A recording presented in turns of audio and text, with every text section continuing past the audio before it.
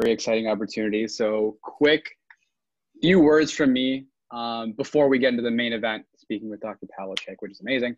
I will first give an introduction to what Spartan Aerospace Medicine does, and then I'll give a brief introduction to Dr. Pawelczyk, and we'll allow him to take it away from there. So very briefly speaking, Spartan Aerospace Medicine is a undergrad student organization at MSU. Technically, now it's all online, whatever.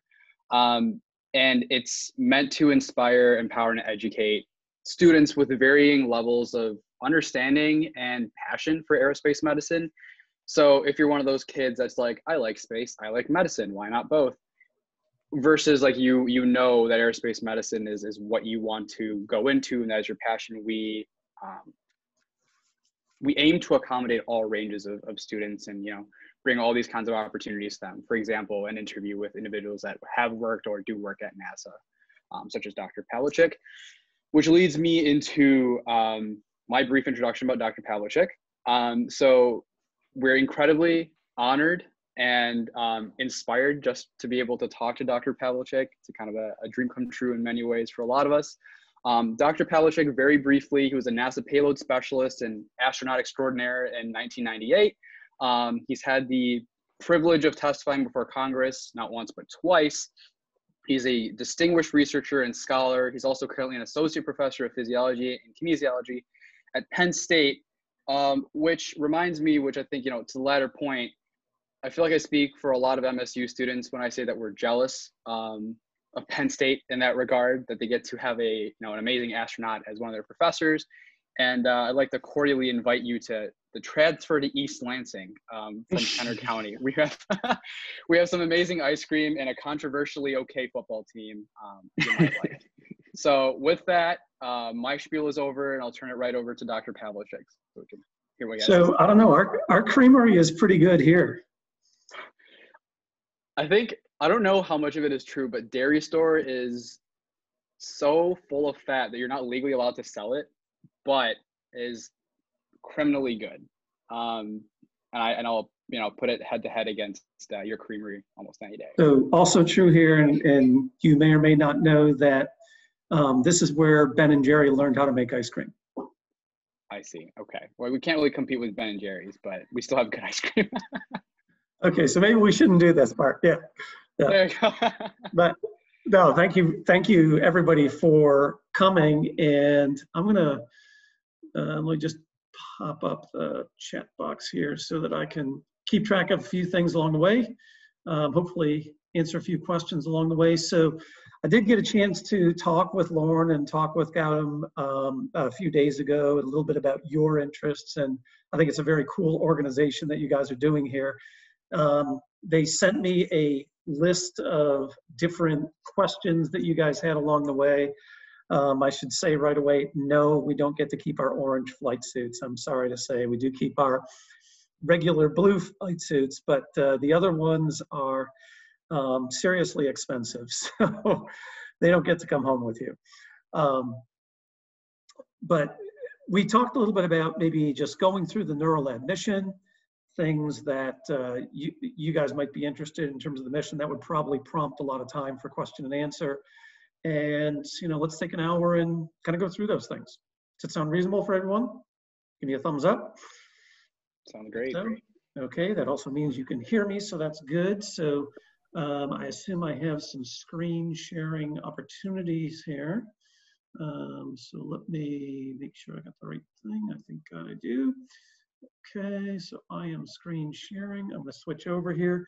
So you guys should see our commander, Rick Searfoss, sitting there in his pumpkin suit. Do you see that? Okay, great. So if I go full screen, I think that looks a little bit better here. So I actually grabbed this off YouTube. This does have audio with it, but it's probably better if I just say it. So I think if I don't share the audio here, I can just sort of narrate over this part of it. Okay, sound good? Give me a thumbs up again. Yep, you're good. All right, thank you. All right, Gautam, I'm looking at you. You're responding well to voice commands. We need positive reporting here. Okay, so what happens is every crew kind of puts together their own crew video and explain a little bit about their mission. And so I'm gonna do that for you here. So we're gonna pick it up just a little bit before launch. This is suit up time, so this is on launch morning. And Rick Zierfoss was our commander, so this was his third shuttle mission. Scott Altman, his first flight. He's also the guy who flew all the planes for the movie Top Gun, the original one. Rick Lenahan is the only astronaut veterinarian. This is him making his second flight. Kay Heyer, first woman ever assigned to a U.S. combat aircrew, also her first flight. Dave Williams, a Canadian astronaut and physician, making his first flight. And then we have the two payload specialists, Jake Buckey, a professor at Dartmouth College. He's in medicine there. And then, of course, yours truly, when I had not gone to an Arctic launch, looked with my hair. So that's our vehicle, getting fueled up on launch morning. So here you are, you head out about 2.5 hours before launch. You immediately get about 5 million cameras in your face, hop on the Astro van, and then take that 3-mile trip out to the pad. So we enter the vehicle about 2 hours before and sit there, go through checkout, and then it comes up on launch time. So 6 seconds before, we start dumping all that water, and then we light the mains, and it's T0 when we light the solid rocket boosters. And that's about the point where you know you're going someplace in a big hurry. So by the time we clear the pad, we're going at about 130 miles an hour, and it's only going to go faster from there. So on SDS, it's the SRBs, the solid rocket boosters, that provide the bulk of the thrust, about 70%. And their job is to really get you through the dense part of the atmosphere. So Roger, roll, and away we go. And those SRBs will stay with us for about the first 2 minutes of flight. Now, at that point, we're still relatively low. We're only about 280,000 feet in the atmosphere, and we're pretty slow. We're only going about 2,000 miles an hour. But we're over the dense stuff, and that's time to get rid of the SRBs. So here we go, separation boosters, big bright light, and off they go. And now we're just running off the 3 liquid fuel mains. So they're taking liquid oxygen and hydrogen from that external tank at the rate of about a ton every second. And now the job is to go really fast. So we're going to continue to curl out over the Atlantic. And we need to get up to about Mach 25, so about 17,000, 18,000 miles an hour. Total trip to orbit takes about 8 minutes, a little closer to 8.5. And so you'll see right here, okay, we just passed it. That was main engine cutoff. So at that point, we're done with the tank. We release that. And what that does is just re-enter the atmosphere over the Indian Ocean, and it burns up. So that was the only part of FTS that was not reused. So we're filming this from above, just using a camcorder out the overhead windows on the shuttle. Now we got to get to work. So what we're going to do is we're going to open up the payload bay doors. So they're lined with radiators, and that's necessary for heat rejection, just to keep everything running. And then we're going to open up the get going Space Lab module, which you see in center screen there. That is a laboratory that sits in the shuttle cargo bay. So as we do that, we're going to deploy our high data rate antenna. So that's a KU band antenna that gives us quick data links to the ground. These are sort of turn on and forget experiments called gas cans or getaway specials. And they just sit there in the cargo bay. And then we're going to float through that tunnel that you see in lower center and activate the Space Lab module. So this is Dave and Rick heading in. They'll float through the tunnel. And then this is the view from the back of the lab as they're entering. Now, if you look to the left, you see those silver handles sitting along the wall. Behind each one of those is a female rat and 8 pups that she's nursing. And so they were part of our neural experiments. And altogether, we had about 270 rodents on this mission, about 2,000 animals overall. So it's the largest animal mission that's ever been flown in the history of spaceflight. So we do everything by cue card just to get the vehicle up and running, make sure it's activated properly. And this is what a typical payload day looks like. So there's usually 3 or 4 experiments going on at any one point in time. Dave, in this case, is participating in a lower body suction experiment. So we evacuate that silver can, it sequesters blood in the lower half of the leg to simulate standing. We do things like measure cerebral blood flow. We're doing that with Rick here. That's with a transcranial Doppler technique. Here I'm doing a neural recording. I've actually impaled a microelectrode into Jay's perineal nerve. So we're doing direct neural recordings of sympathetic nerves. Dr. Robertson was pretty excited about that. We got those recordings. This is the only time in the history of spaceflight where we've gotten direct neural recordings from human beings. We also flew a centrifuge, so looking at vestibular function. We do that by studying eye tracking movements. So we'll give you our rotator cam view here, and you can see how quickly we're spinning. This actually spun at 1G, which for this size arm required about 41 revolutions a minute. So it really gets cooking. And we're tracking these saccade motions. So these will be in the direction of rotation that you see this nystagmus form. So we test all 3 axes. So in this case, then the eyes would beat from top to bottom, if you will, interior, posterior. All right, so Scooter's doing this ground experiment, and it's just catching a ball. And you go, big deal, it's just catching a ball. But when you think about catching a ball, we actually incorporate an internal model of gravity in this, right? Because gravity accelerates the ball towards the hand. So you can see that he does that without a problem, doing a little bit of biomechanical analysis. Now watch the same thing in flight. Looks completely different, right? So in this case, now it's moving at a constant velocity, not at constant acceleration. So some of the experiments are performed in a virtual reality environment. And so it's studying the sense of vection or illusory self-motion. So when you see this and you don't have any haptic cues and no vestibular cues, the sensation you get is that you're just doing a continuous cartwheel as you watch this. We incorporate gravity in all of our motions. Just looking at a simple grasping motion is a way for us to identify how much we incorporate in things like weight of our limbs. So this is a rebreathing maneuver used to determine cardiac output just by the rate of uptake of acetylene from the lungs. So we introduce a foreign gas. And then you can see a little bit of our animals here. So basically what we do is we take the cage, we transfer it over to a sock. That sock then goes into a workstation, so it's a confined environment for the animals. And then we get these guys out and get to work with them. So a couple really cool experiments that you'll see in just a second. So we call this one the Usher Staircase. This was conducted by Bruce McNaughton at the Arizona Memory Learning Institute.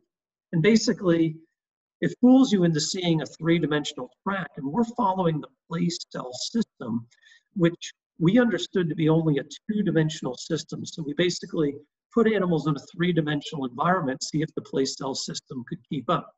This recording system that we developed here is actually what was used to win the 2014 Nobel Prize. Some of these little guys, they took their very first steps in microgravity, or not in some cases. So, and the question was really, do we need gravity to learn how to ambulate properly? And it turns out we do. These guys, even when they came back home, they still never learned to walk correctly. We flew 4 of these bad guys. These are Upsanus tau or oyster toadfish. And we were recording from their lateral vestibular nerve in order to give them some acceleration stress. You'll see Kay here, she just gives the fish tank a shake back and forth. And turns out these things increase their sensitivity by about an order of magnitude. So little beasts like crickets, they actually have gravity sensing organs somewhat similar to ours. And so we allowed these crickets to develop without ever experiencing gravity. And surprisingly, they still develop normal gravity sensing organs. And then you get cool views like this. So that blue is our entire atmosphere, sunrise or sunset every 45 minutes. So when we're not doing work, we're trying to stay healthy. So we have a regular exercise program. both aerobic and resistance forms of exercise activity. K redefines a bad hair day in this particular case. So all the normal husbandry issues that we just have to take care of, right? So nice part is that putting on your pants in the morning, you can do it both legs at a time. All right, little physics experiment here. So you'll see the conservation of angular momentum. So as Kay stretches out, you'll notice that she slows down. The food is good, dehydrated camping food. Some of it is MREs from the military. We have a small convection oven where we can heat things up. Everything's pretty soft, so it sticks together. And you know, if it's a little crowded at the kitchen table, then all you need to do is just head on up to the ceiling and you can eat there just fine. So everybody becomes bigger in space. So on average, people stretch by about 4 centimeters. Our commander was very excited because this is the only time in his life when he goes over 6 feet. So this is the big height check-in here. And then getting ready for bed, we look like this. So we did complete sleep studies. So you're probably familiar with portable sonography, home sleep analysis that was developed for our mission by Chuck Seisler at Harvard. And there are 4 sleep stations there. So you just slide yourself in and shut the door and you're good to go for the evening. Now, we also keep an active Earth observation program. So a couple quick quizzes here to see if you can identify these things. So remember, you're moving at about 5 miles a second. You should be able to get this. This is the Straits of Gibraltar heading into the Mediterranean. This is a little trickier, but if you look at the lower right, you might recognize the Sinai. And the green you're seeing is the Nile River Delta. We fly a variety of different camera formats. Always fun to pull up the 400mm lens. Okay, if any of you have ever been to the Outer Banks, that's what you're looking at here. So heading along the eastern coast of the United States.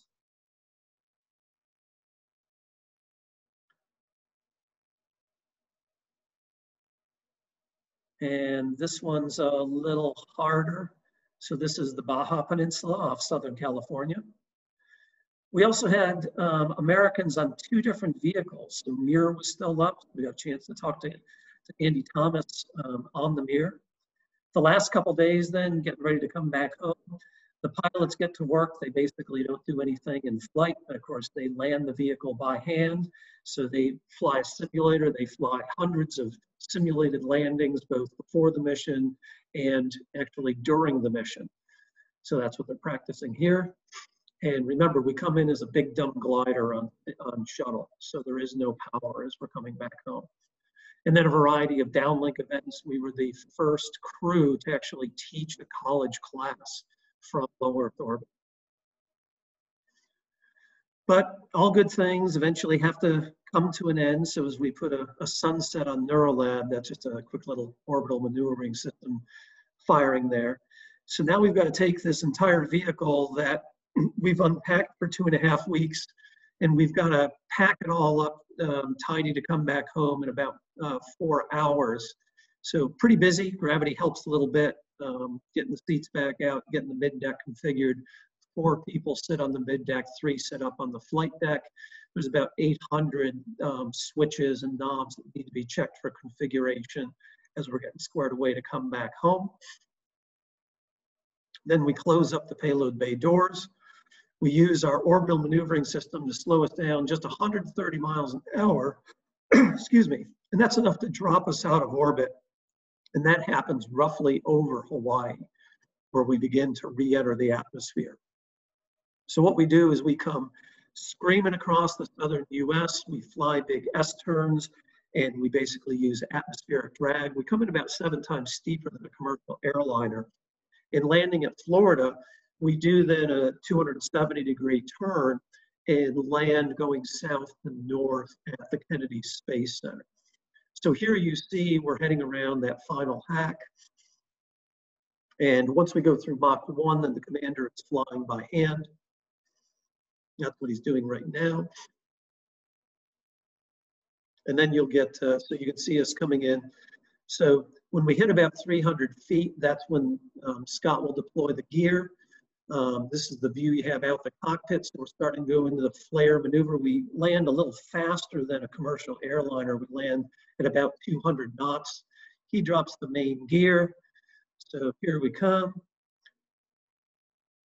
And be a nice touch right there. At this point, pop a drag chute, and that just helps to save some of the wear and tear on the brakes. So once the chute's out, good chute deploy.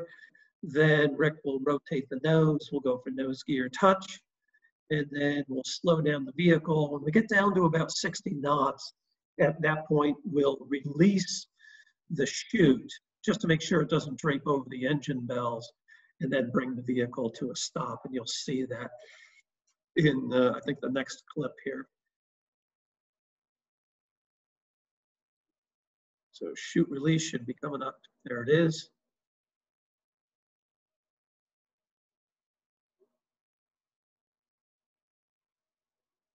And then convoy crew will come out. They snoop all around the vehicle, make sure everything's safe. We exit at that point. We go into about 7 hours of post-flight medical testing. So it wasn't until about 11 that evening we got a chance to come out and say goodbye to the good ship Columbia that had served us so well for those 16 days in flight. So that is the very quick story of Neurolab. And now you've seen it all. So let's switch over to some questions. Okay, so I haven't been monitoring chat, but let me scroll back a little bit here, see what we got going on. So Suzanne asked, what do you think about SpaceX Dragon being able to launch from US soil again? I think it's awesome. How fabulous is it that we now have SpaceX? Let me just stop YouTube here. There we go. I'll come back to you. And let me pull up again. Let me pull up the chat. So yeah, we had this terrible hiatus of 9 years where we weren't able to fly Americans on US spacecraft. So thank you, Elon. We've now fixed some of that. That's a pretty great thing. And there are other vehicles on the way as well. So, okay, you like the Dragon and Baby Yoda. Let me also tell you that one of the best G indicators that we use on the way back in is M&Ms. So, it's kind of handy to just pass M&Ms in flight because you just flick them over, catch them in your mouth. And so we float M&Ms coming in home. And as the M&Ms begin to sink, you can actually judge how many G you're experiencing. It makes a pretty good G meter.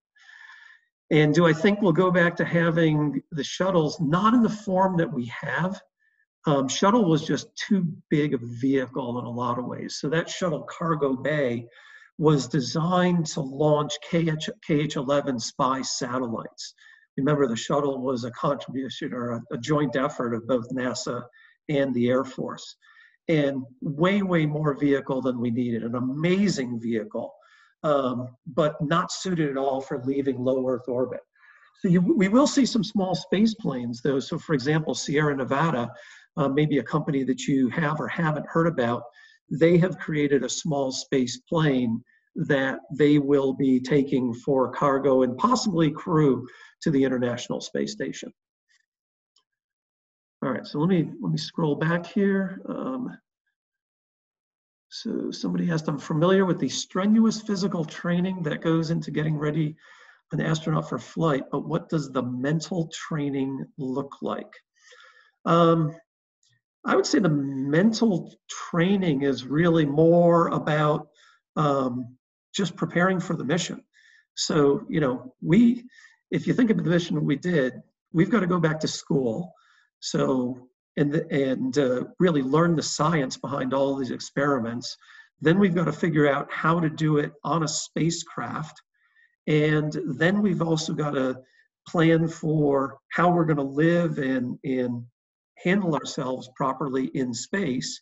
In the meantime, there's this launch thing going on, which is kind of like planning a wedding because there's all these people coming down for the launch. And yes, you are also, at least to a limited extent, planning your own funeral as well. So you're doing all those things simultaneously. That's a lot of mental management that happens. So that's actually a large portion of it.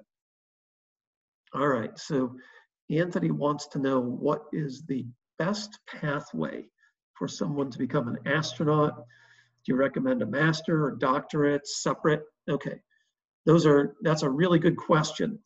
So if you look at the requirements for being an astronaut, the academic requirements for being an astronaut, it says that you need at least a bachelor's degree and you need at least 3 years experience in your field. A PhD counts for 3 years of experience. So if you have a PhD, that's automatically waived.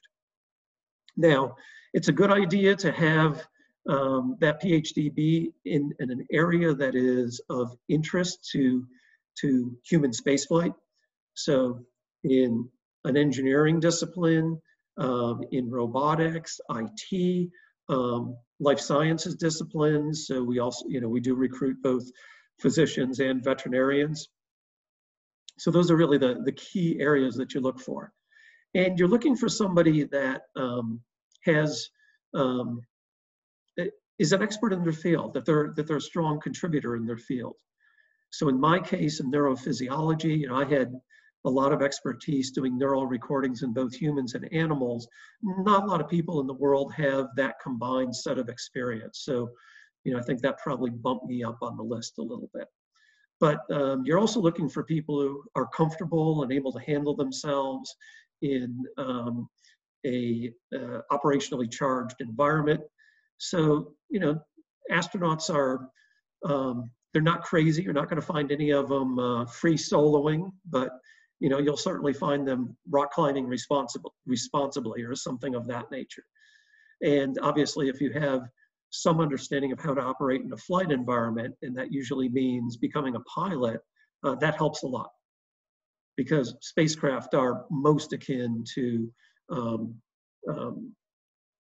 something like flying a plane. So how does it feel to travel beyond Earth's atmosphere? Well, nobody tells you specifically when you cross the von Kaiman line, which would define when you go to space. And the state of being in orbit is in fact a state of free fall, right? So what you're doing is you're continuously falling around the Earth. It's just that the Earth rotates out of the way. And if you close your eyes, you're grabbing for something immediately, because that's exactly how you feel. You feel like you're falling. And that continues on for the entire mission. Some people never actually adapt to that. Others adapt just fine. Okay. What would you say are the most notable changes that have happened to spaceflight after the Columbia tragedy? So Columbia STS-107, I lost a lot of friends that day. If you were listening to NPR, I provided the NPR commentary during that day. And that was actually designed, few people realize, as the reflight of our mission. So a lot of the experiments that we flew were on that mission. And I lost a lot of friends that day. And there were 14 orphans or 14 kids who lost a parent that day.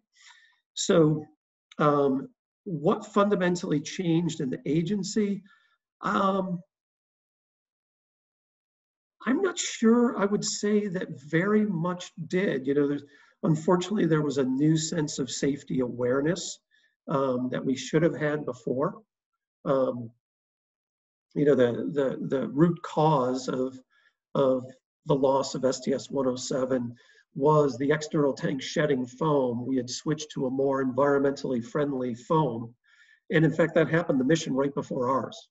Our mission was delayed by an extra month because of all the additional foam hits that the tiles took, because this stuff just didn't adhere as well to the tank as the previous foam had. And, I think we unfortunately got a reminder of something the sociologists call normalized deviance. What that means, excuse me, is that we come to accept things that are abnormal, if they happen enough, as being normal. And that kind of behavior is unfortunately all too common. And I'd say the take-home lesson there is you should always question assumptions, and make sure that we are doing things right. Can experiences from military service be applied to NASA from a career perspective? Is this a reasonable transition? So the answer is yes. There are a couple different ways that this happens.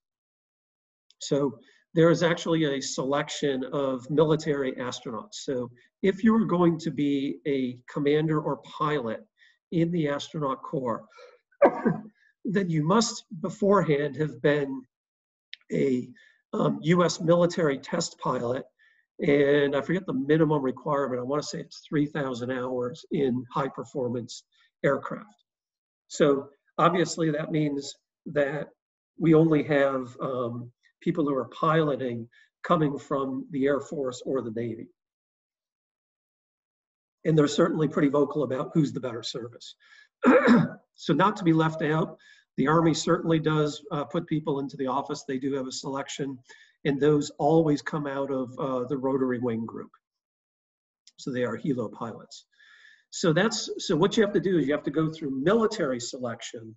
That then qualifies you for civilian astronaut selection, and you may or may not get selected then as a NASA astronaut.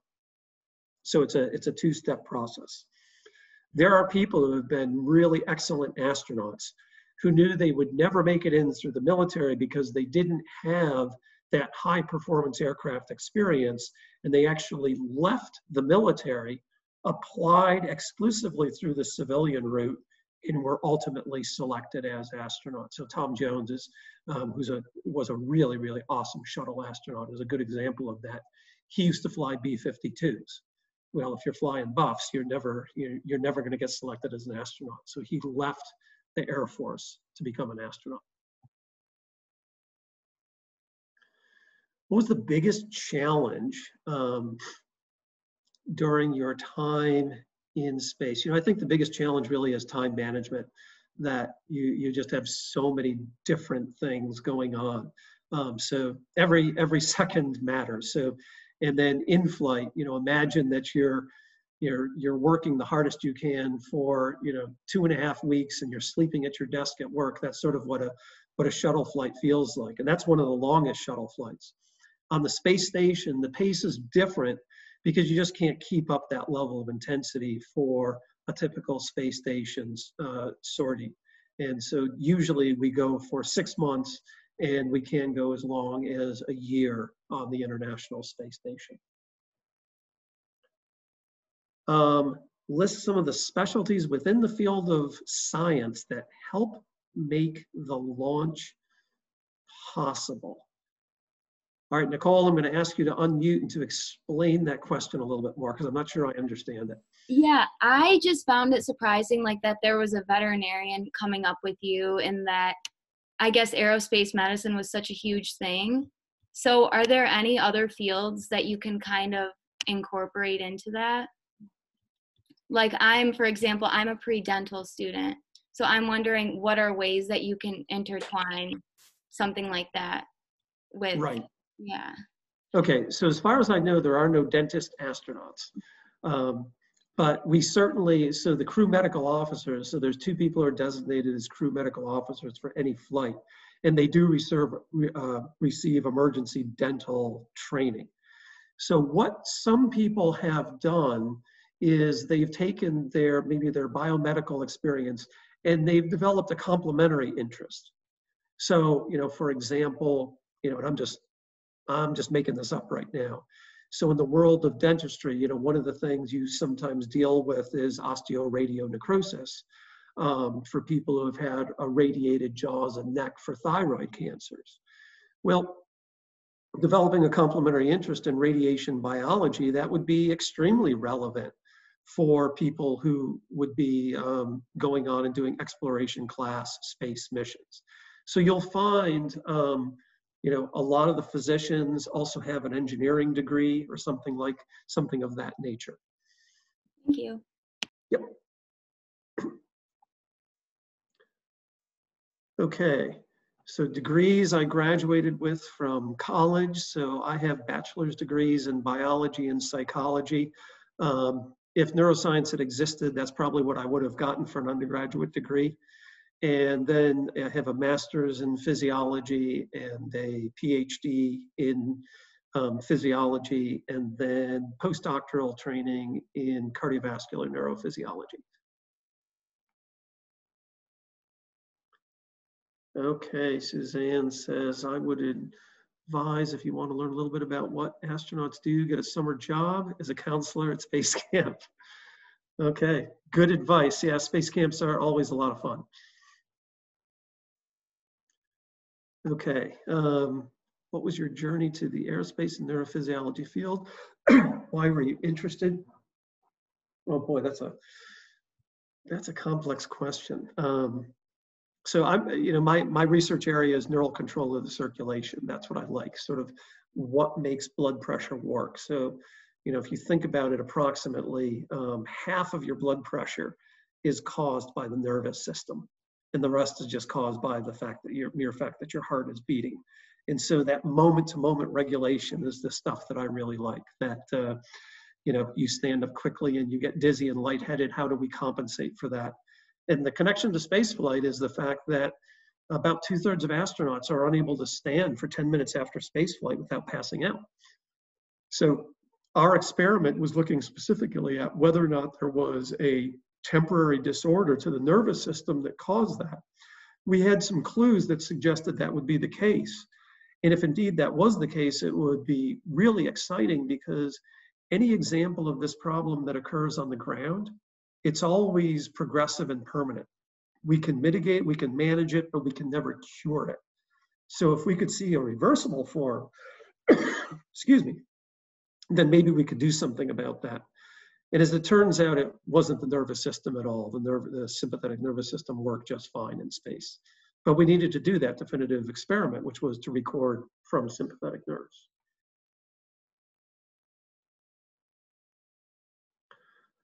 Oh man, Gautam, what do you see as the justification of spending so many resources?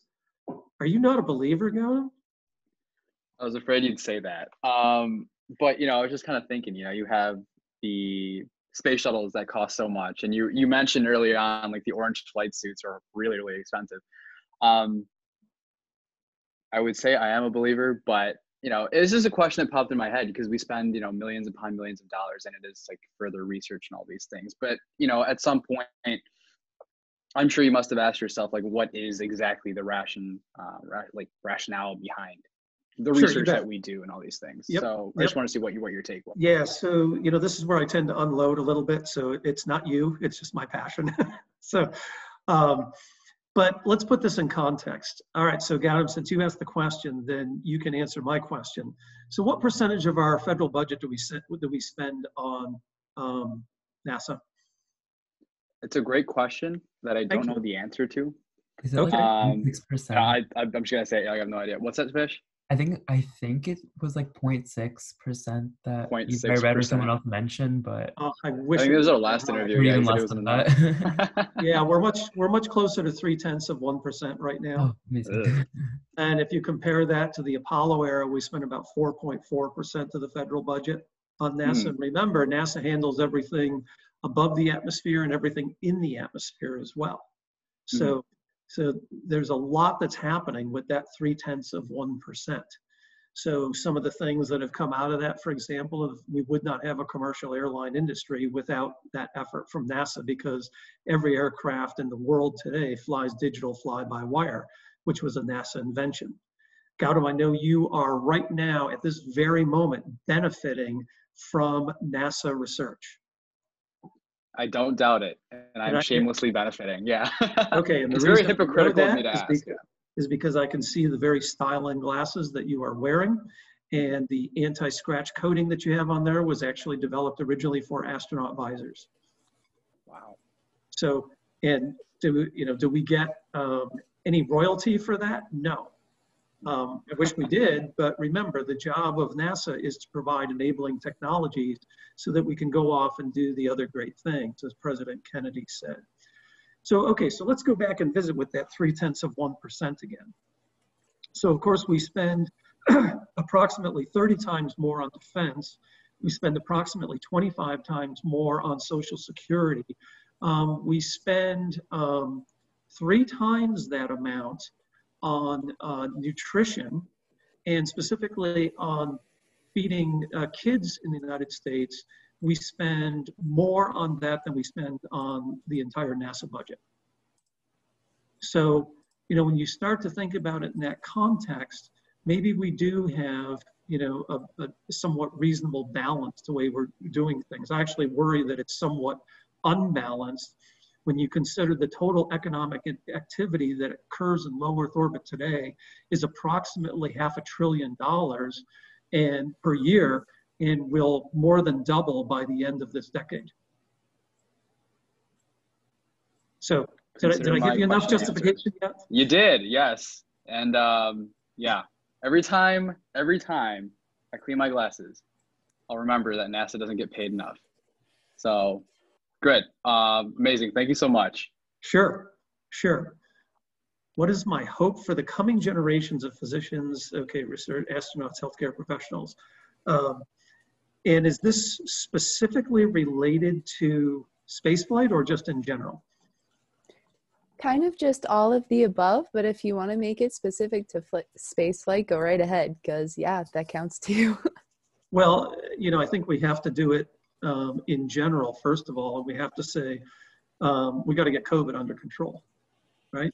So that's my first hope. You know, you guys are experiencing a college education you never expected you would ever experience, right? You know, and we need to contextualize this a little bit. So if we develop a molecular entity that's going to cure cancer, whatever it's going to do, typically in the United States, the average time required to take a molecular entity and to bring it to market is how long? Does anybody know? It's on average about 13 years. And we are talking about now in less than 1 year that we will have done that with a COVID vaccine. That's extraordinary. That's absolutely incredible that we are doing that. And Lord knows we need to, right? Because what we're seeing with the surge in this is, you know, it's going to be a very sad Christmas in the United States, unfortunately, because we are going to see a lot of deaths. And that's unavoidable with the case burden that we have in the United States right now. And it's going to happen everywhere. So I want healthcare people to get through that now. But you know, that's my immediate near-term goal. Long-term goal, you know, we're heading for Mars. So we, you know, our current plan with Artemis is to put the first woman and the next man on the moon by 2024. We're probably not going to make that. It's going to be a little bit longer than that. And then we're going to be looking at Martian operations.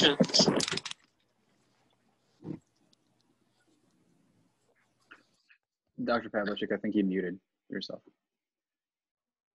Somebody muted me, yeah, but I am unmuted now. Okay, good. All right. How did I get involved with NASA? Any advice for work with NASA? Is there anything on Earth that can compare to liftoff and life in space? So no, there is nothing on Earth that can compare to liftoff. It's a big kick in the back. I've never come up with a suitable metaphor. Some people talk about being strapped to a freight train. That still doesn't quite do it, sitting on that much power. But the key things, if you want to be working with NASA, you know, you guys are going to be out looking for internships. By all means, try to land those internships with NASA or, you know, with any of the new space organizations. There's a whole economy that's built around the International Space Station and the equipment on the International Space Station. So, you know, companies like SpaceX are not unique. You know, there's we could probably name, oh gosh, in the Commercial Spaceflight Federation right now, there's about 50 different companies. So all kinds of opportunity. Go intern with them. Go, be involved with them.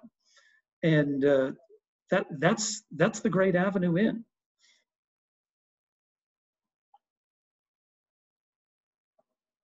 The most significant factor, physiological or not, which you noticed when experience then transitioned from 1G. All right, so I could be cheeky here, Zach, and I guess I could just say, well, things don't fall to the ground anymore. So that's the most significant thing that you see. But in terms of what you experience, obviously the free fall environment, and then that's usually followed by hours to, for some people, a few days of pretty profound motion sickness. So there is a reason that when you first see astronauts in flight that they look kind of pale, because when they're off camera, they're usually vomiting.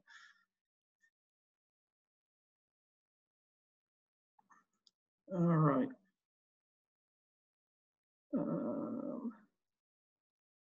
Okay, so the career of aerospace medicine or space medicine.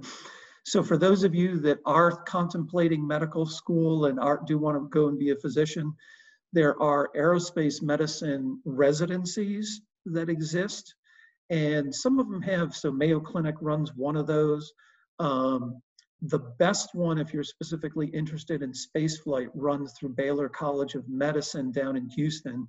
So you actually spend some time on site in the flight medicine clinic at NASA Johnson Space Center. And you literally go where the experts are. It is, yes, indeed, it is sort of a niche field, but there are places where you can go for really high quality training.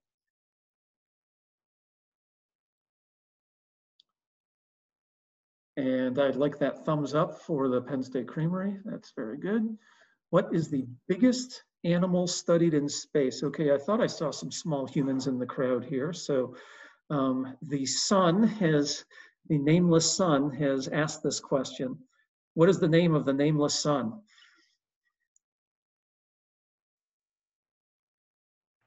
It's Wyatt. I'm sorry, is it? My 7-year-old son, Wyatt. Oh, hi, Wyatt. How are you? Good. So the biggest animal studied in space, of course, are the big apes, which are us. But when you take the humans out of it, I believe that would go either to dogs or baboons, both of which have flown on Russian spacecraft. And then back in the early days of our Mercury program, before we flew humans, we flew chimpanzees.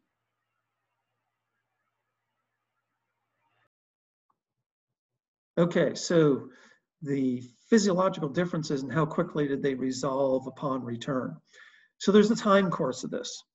So, just for example, for me, 16 days in space, I lost 13 pounds during that time. And about half of that came back in a few days. So that was clearly just a fluid shift. And so, typically we'll lose, for example, about, roughly 1 liter of blood volume in space. So you replenish all of that. But then the other part is muscle and bone. And that takes a longer period of time. And so particularly for people who fly long duration missions on the space station, they go into very aggressive rehab for a period of months after coming back in order to restore bone. And so our biggest worry is in trabecular bone. So trabecular bone is the spongy stuff, right? What we find in the spinal column, what we find in the hips. And when you lose trabeculae, they never come back. So they can thin and thicken, that's part of remodeling. But once they're gone, they don't return. So there's a reversible part of bone loss and an irreversible part of bone loss. So one of our big concerns is to make sure that people are loading their skeleton enough in flight to maintain some bone, and that they aggressively rehabilitate to recover any lost bone once they get back on the ground. So that's a long-term event.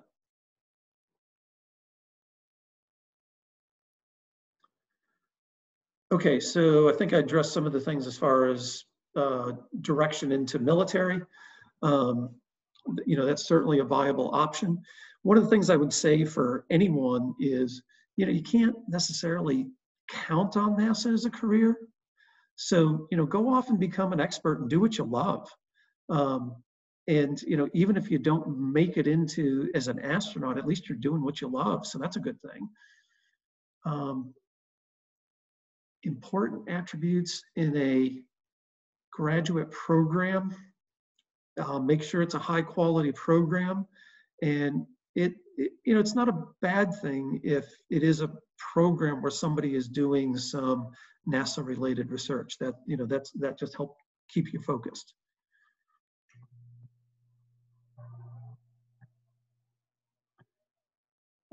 Okay, so I see a comment in here about that our planet's going to die and that we need space exploration, and that's the only way that we're going to survive. So this is somewhat the Elon Musk argument, and I like Elon a lot, and this is one point where we disagree quite vehemently, and the reason for it is this. He speaks a lot about the colonization of Mars, and really with the way I think about colonization, I think about it the way of a biologist.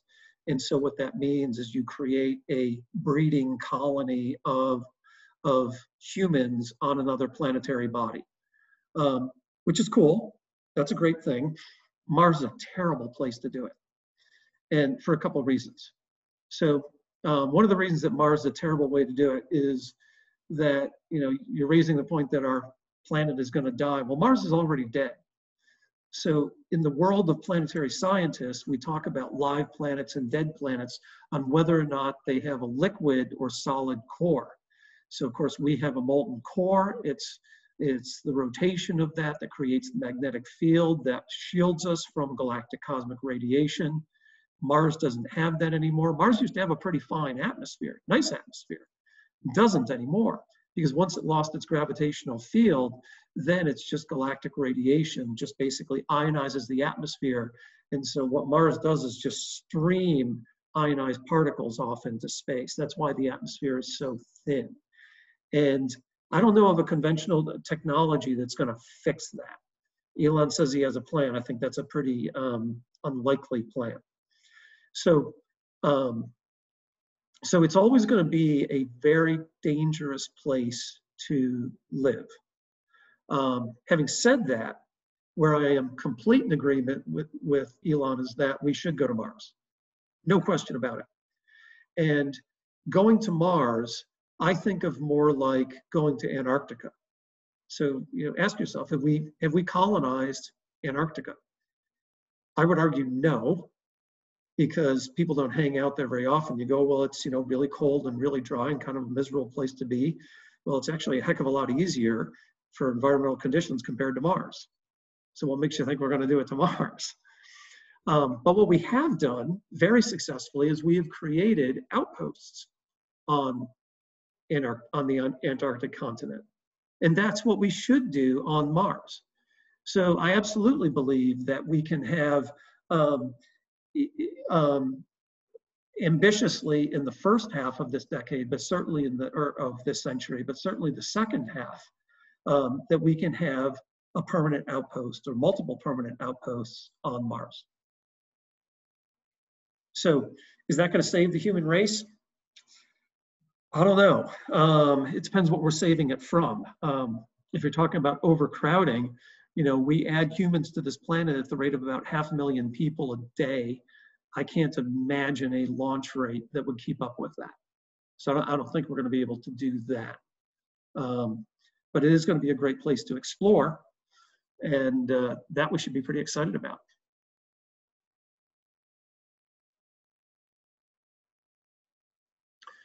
So what does my career look like now? Well, I am a professor guy. So just like your professors you would see at Michigan State. So I teach classes here. I have a research program. I advise undergraduates and graduate students and do all of that stuff. I'm also stay really involved in the space program. I'm part of an organization called CASIS, which is the Center for Advancing Science in Space.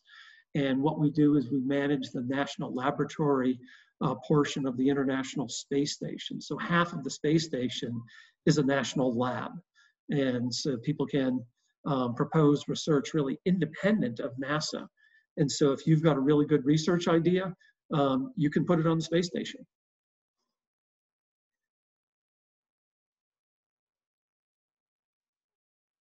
So do I think there will be long-term implications of COVID in terms of space travel?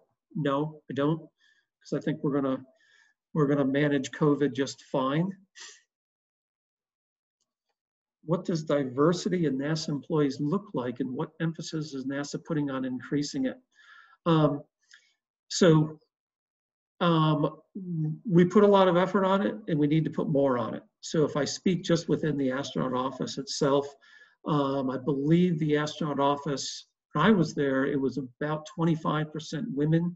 I think that's closer to 40% now. You will see people of all kinds of shapes, sizes, and colors. So we do try to represent diversity in all that we do. You'll never see, I think, a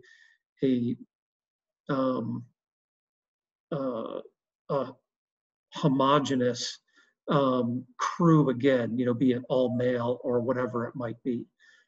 We just don't operate that way. And that emphasis is throughout the agency. So, I think it's looking better and better day by day. Oh man, unique physiological issues on the way to Mars, Gautam, or at Mars, or both, or? I was thinking on the way to Mars, but I think at Mars is also like in a whole nother kind of box of issues. Yeah. And the reason that I kind of brought up on the way to Mars is one thing that popped into my head is, if you're sitting on the spaceship for however long, one aspect is definitely the psychological aspect. Being stuck in like a soup can for a few months with like 4 other people is tough. Like quarantine, being stuck in the same house with like 3 other people is tough nowadays, but you can only imagine what it's like when you go on Mars. So I was just trying to see what you would think would be some potential issues on top of the psychological, on top of the physical, things that are not so apparent on your way to Mars, and then Mars later, right. I guess. Right. Yeah, so the psychological issue actually is one of the ones that we talk about as being a big issue for Mars. So Yuri Romanenko, who's the first human being who ever lived for a year off of the planet, he puts it this way: if you take a group of highly talented, highly motivated individual and put them in a small confined space with nothing to do, you have a perfect recipe for murder. And there's been some real challenges in the Russian space program. On his year flight, Romanenko actually had a change out of one of his crew members, and the guy that came up, he couldn't stand. They didn't get along well at all. So basically, Yuri, he played his guitar and exercised a lot. He came back actually in really great shape, much better than his first 90-day mission. So having meaningful work is going to be really important for those long-term people. But the bigger concern for Mars, I think, is really the radiation issue. So once you're outside the Van Allen belts, high energy particles are absolutely devastating. The only time we've ever seen these on our Earth's surface is when we've had above ground nuclear explosions. So, NASA is one of the funding agencies to track all survivors from the Hiroshima and Nagasaki atomic bomb blasts. So we continue to look at that, to look at long-term effects on human health. The estimates are that in your time going to Mars, being on the Martian surface and coming home, that every single cell in your body will be transited by a high energy particle at least once. So that's a pretty heavy load. So we will certainly see an increase in potential cancer risk. So solid tumors.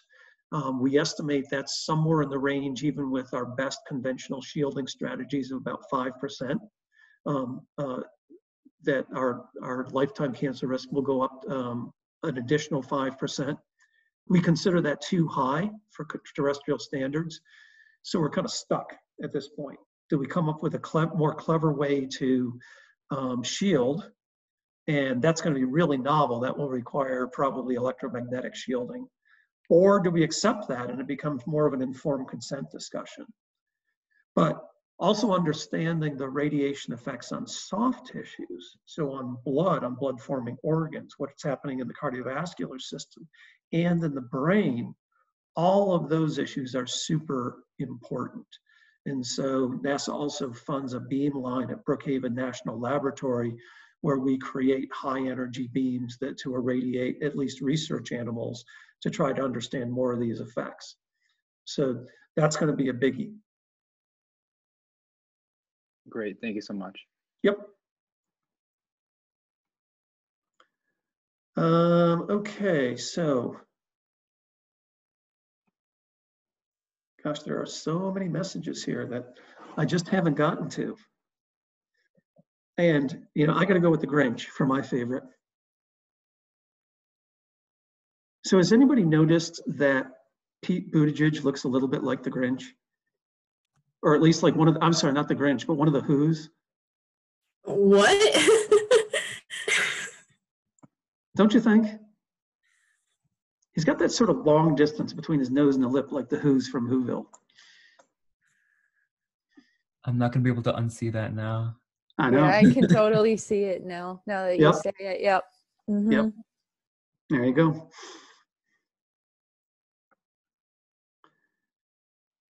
Okay, so anybody else in terms of questions? I think there's like one more that's like stuck between the other comments, and that is how many astronauts are currently enrolled in NASA?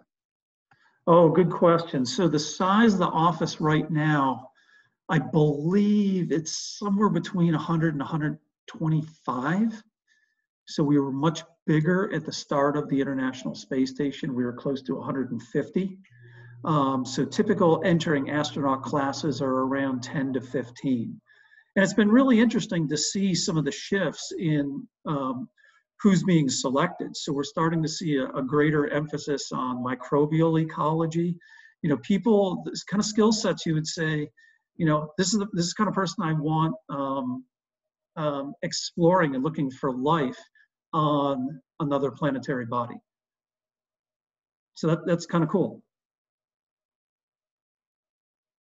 So, you know, you guys are, you're the exploring generation. You know, when I think of your generation, so you're all pretty much, you know, Generation Z people, you have, for your entire life, had a human being living off of this planet. For the past 20 years, we have had a human being living on the International Space Station, continuous presence in space. That's pretty amazing, right? So you are the spacefaring generation, whether you realize it or not. So in the generation that follows you will be the planetary explorers. So it's going to be your job to get that generation there.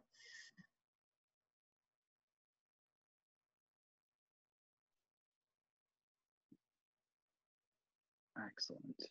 All right, and we are getting to, well, we are well past 7 at this point. So did you want to wrap? I think there's like 2 last questions I anticipate will be quick. But other than that, I think we'll just about wrap it up after those last 2. If you've got some time. So I haven't seen Mars 1, but I'll have to go check it out. And if you haven't checked out the Mars trilogy, if you like sci-fi, by Kim Stanley Robinson, so Red Mars, Blue Mars, and Green Mars, by all means do, because it is that story of terraforming Mars and actually developing Martian explorers. And what the demand will be, you know, that really depends on the national priorities. I think one of the things that's going to be interesting is that we're going to start to see commercial astronauts now. So one of the things I anticipate seeing in this decade is you'll start to see non-government platforms space in low Earth orbit that are more dedicated towards manufacturing in a microgravity environment. So there is a business case to be made for manufacturing in low Earth orbit. And I think you'll start to see that tended by non-governmental entities, and that'll be non-governmental astronauts.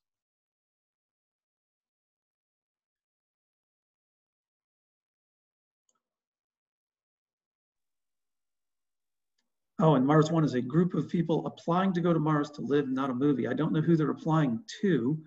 That would be, so I will have to go check it out. Okay,